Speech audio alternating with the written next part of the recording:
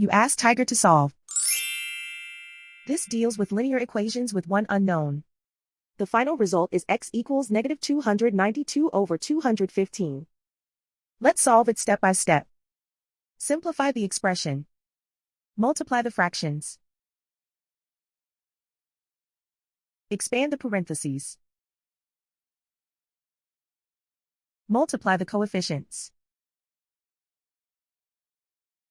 Simplify the arithmetic. Break up the fraction. Find the greatest common factor of the numerator and denominator. Factor out and cancel the greatest common factor. Swap sides. Group all constants on the right side of the equation. Subtract 86 from both sides. Simplify the arithmetic.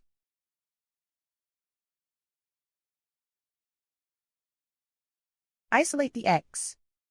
Multiply both sides by inverse fraction 4 over 215.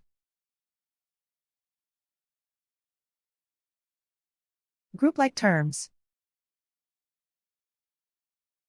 Multiply the coefficients. Simplify the fraction. Multiply the fractions. Simplify the arithmetic. And so the final result is x equals negative 292 over 215.